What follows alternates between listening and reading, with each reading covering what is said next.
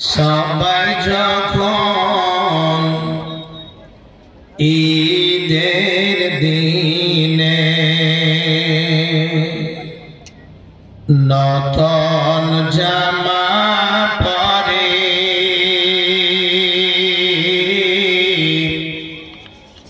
হাজি পাড়ার ইয়াতীম তখন কাঁদে করন সুরে সবাই যখন ঈদের দিনে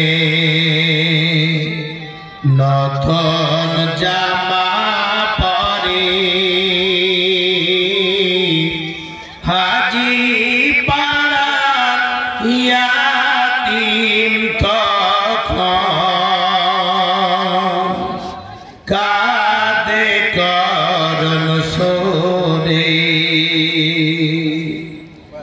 আজ যদি মন থাকত পিতা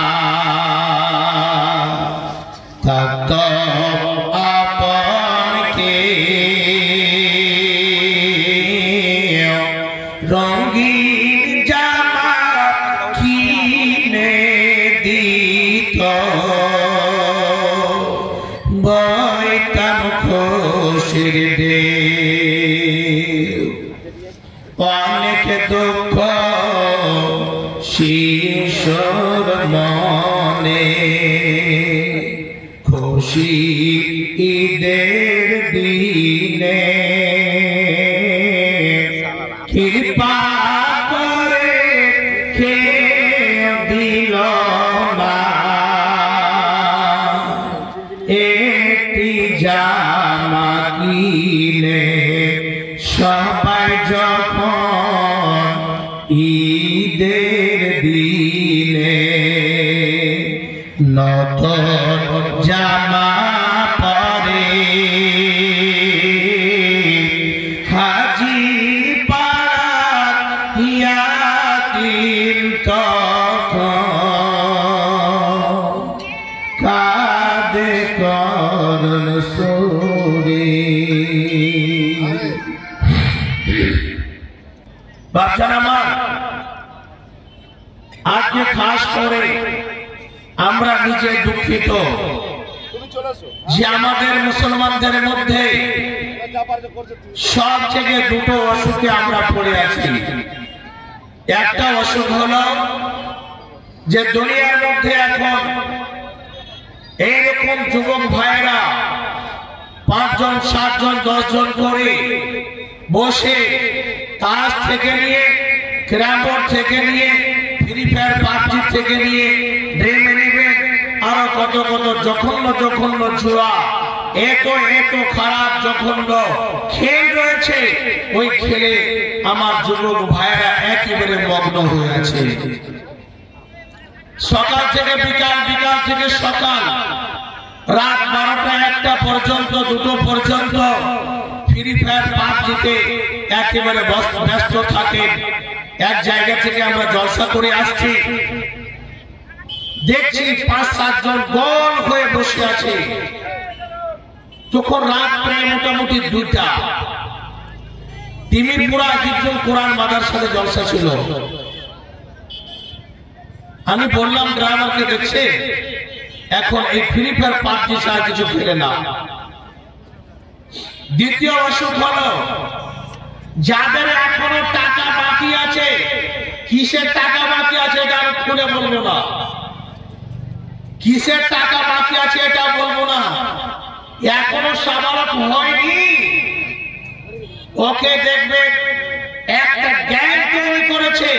আর গ্যাং তৈরি করে মদের আড্ডায়, আপনার স্মেকের আড্ডায়, আপনার চারাস, আফিম, ভাঙ, জঘন্য জঘন্য যত নাশা দ্রব্য জিনিস রয়েছে, ওই সমস্ত নাশাদার দ্রব্য জিনিসে আমাদের জেনারেশন, আমাদের যুবক ভাইরা আজকে সেই জায়গাতে ঢুকে আছে।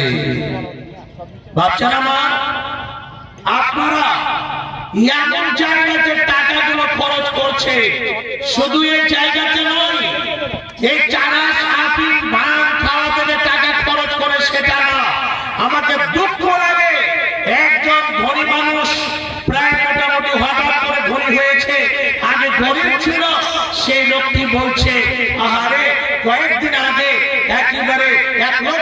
খরচ করে দিলাম, খরচ না অপচয় একেবারে বরবাদ করে আসলাম। বলছে কোথায়? ওরা ওরা কথা বলছে, মনে করছে মোল্লা সাহেবের কান এই জায়গাতে আসবে না, আমি কান উড়িয়ে দিয়েছি। বলছে শিলিগুড়ি গেলাম, শিলিগুড়ি গিয়ে এইরকম হোটেল বুক করলাম, হোটেল বুক করে ওই জায়গাতে একেবারে খাওয়া দাওয়া হলো খুব সুন্দর ভাবে। আবার একটা মদের বোতল নিয়ে আসা হলো, মদের বোতলটা সেই একেবারে একদম হেভি দাম, আর হেভি মদ নয়। ওই মদ পান করার পরে যেরকম জলসা স্টেজ সাজে, ওই হোটেলের মধ্যে একটা স্টেজ করা আছে, ওই জায়গাতে কাদেরকে নিয়ে আসা হলো?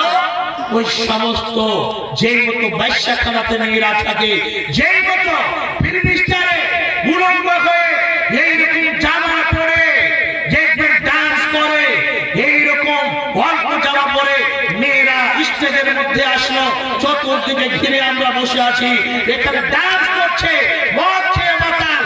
ওই জায়গাতে এইরকম হিসাবে 20,000 10,000 করে তার গাড়িগুলোকে মেয়েদের উপরে ছুটতে আছে, ছুটতে আছে, ছুটতে আছে। শেষ পর্যন্ত 1 লক্ষ 2 লক্ষ টাকা করে ওই জায়গাতে একেবারে জঘন্য জায়গাতে খরচ করে আসলো। আচ্ছা বলেন তো বাপজান, আমার যুবক ভাই, এই জায়গাতে জ্ঞানীগুণী বুদ্ধিজীবী আমার দাদুজান নানুজান আপনারা অনেকে আছে, এই জায়গাতে এইরকম ভাবে অপচয় খরচ করলো, এই খরচটা কি বৈধ? এই জায়গাতে কি এক রায়ের টাকা পরিমাণ নেকি হবে? জীবনে না। আমার যুবক ভাই, আপনার যৌবনকালের দাম রয়েছে, আর এই যুবক অবস্থাটাকে যদি কন্ট্রোল করে আল্লাহর ভয় মনে রেখে যদি চলে, অবশ্যই আপনি একদিন হবেন সাকসেস। যেমন করে মানুষের, আমার যুবক ভাই, আমার বাপজান, এই জায়গাতে আপনারা আমার সঙ্গে একমত হবেন কি হবেন না সেটা আল্লাহ ভালো জানেন। তবে এখন মানুষের ব্যবহার কালচারও খারাপ হয়ে গিয়েছে, বলার ভঙ্গিমা হঠাৎ করে ধনী হয়েছে, কথা কর্কশ হয়ে গেছে, কথাটা টিকতে পারা যায় না। এখন এমনও জিনিস এসেছে, ওই লোকটা ছোট মাস্টার, লোকটা বড় মাস্টার, আমার থেকে বেশি কি জানে, আমি সব থেকে বড় শিক্ষিত, আমি সব থেকে ভাইটাল শিক্ষা অর্জন করেছি, এইরকম করে এক অপরকে নিচু দেখা, এক অপরকে ছোট দেখা, এটা বলছে বক্তব্যের মৌলানা, ই মৌলানা আবার কি জানে, ই মৌলানা আবার কি আছে ওর মধ্যে, এইরকম করে আপোষের মধ্যে এইরকম দুর্নীতি চলে এসেছে, এইরকম জঘন্য পরিবেশ আমাদের সমাজে চলে এসেছে। এই পরিবেশ জীবনে আপনাকে ভালো পথে নিয়ে যাবে না। বিশ্বনবী বলছে দুটো জিনিসে মানুষকে বেশিরভাগ টেনে হেঁচড়ে জান্নাতে নিয়ে যাবে, দুটো জিনিস। নবীজি বলেন এক নম্বরে যে জিনিস খানা আল্লাহর জান্নাতে মানুষকে নিয়ে যাবে সেটা হলো, সহিহ হাদিসে আল্লাহ পাকের নবী বর্ণনা করেছেন, নবীজি বলছেন এক নম্বর হলো তাকওয়াল্লাহ, আল্লাহর ভয় যাদের অন্তরে থাকবে। এই জায়গাতে আল্লাহর ভয় হাতে থাকে না, পায়ে থাকে না, আল্লাহর ভয় অন্তরে থাকে। এই ভয় যাদের অন্তরে থাকবে, এই আল্লাহর ভয় মানুষকে টেনে টেনে জান্নাতে নিয়ে যাবে। আল্লাহর ভয় মানুষকে জান্নাতে নিয়ে যাবে। বাপজান আমার, যাদের অন্তরে ভয় থাকবে তারা জীবনে কোনোদিন খারাপ কাজে পা দেবে না। যাদের অন্তরে আল্লাহর ভয় থাকবে তারা জীবনে কোনোদিন নাশাদার দ্রব্য জিনিস খাবে না, পান করবে না। যাদের অন্তরে ভয় থাকবে তারা জীবনে কোনোদিন ভাই বন্ধের হাত মারবে না। যাদের অন্তরে আল্লাহর ভয় থাকবে তারা জীবনে কোনোদিন খারাপ জিনিস দেখবে না। তারা জীবনে কোনোদিন মুখ দিয়ে অশ্লীল কথা বের করবে না। যাদের অন্তরে আল্লাহর ভয় থাকবে তারা জীবনে কোনোদিন এরকম ভাবে গীবতের আড্ডায় বসবে না, এক অপরকে ছোট করার জন্য এক অপরের ব্যাপারে সমালোচনা করবে না, গীবত করবে না, জাসুসি করবে না। আল্লাহ মালধন সম্পদ দিয়েছে, এই মালধন সম্পদকে সঠিক পথে জেনে জেনে যাচাই করে করে সে জায়গাতে খরচ করবে। যাদের ভয় অন্তরে রয়েছে, হে বাচ্চারা আমার, আজকে আল্লাহ আপনাকে মাল দিয়েছেন, ধন সম্পদ দিয়েছেন, আপনি মনে করবেন এই মাল ধন সম্পদ আমি পেয়েছি, আল্লাহ আমাকে দিয়েছেন, যে জায়গাতে চাইবো সেই জায়গাতে আমি খরচ করব, সেটা পাবে না। আপনি বলবেন আমি বিশ্বের গিয়ে খরচ করব, আমি এই টাকাগুলোকে আমি না জানে গিয়ে খরচ করব, এই টাকাগুলোকে আমি ব্যবসাখানাতে গিয়ে খরচ করব, এই টাকাগুলোকে আমি এইরকম যাত্রা করে এসে খরচ করব। হে যুবক ভাই, শুনে রাখো, এইরকম জায়গাতে যদি খরচ করে এমন একটা সময় আসবে, বিশ্বনবী বলে কাজ করে আপনার সেই সময় পায়ে এইরকম ভাবে যে লাগিয়ে দেওয়া পাবে, আপনাকে বাধা দেওয়া পাবে, জায়গাতে রুকে যাও, এখান থেকে পাঁচখানা প্রশ্ন উত্তর দিতে হবে, না দেওয়া পর্যন্ত এক কদম পাগে বাড়তে দেওয়া হবে না।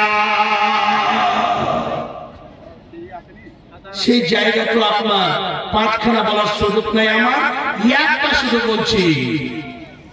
নবীজি বলেন ওয়ান মালিহি, বান্দারে একটা কথা বলে দে, এই মাল কোন জায়গা থেকে উপার্জন করেছিলে, এই মাল তুমি বৈধ পন্থায় তুমি জমা করেছিলে, এই মাল তুমি কোন জায়গা থেকে, 10 বিঘা জমি ছিল, 100 বিঘা জমি ছিল, 100 বিঘা জমির মধ্যে তোমার অনেক অনেক বড় বড় মার্কেট ছিল, আমি আল্লাহ খাস করে তোমাকে একটা প্রশ্ন করতে চাই, বান্দা তুমি একটা কথা বলে দাও, এই মাল তুমি বৈধ পন্থায় উপার্জন করেছিলে না খাস করে অবৈধ পন্থায় উপার্জন করেছিলে?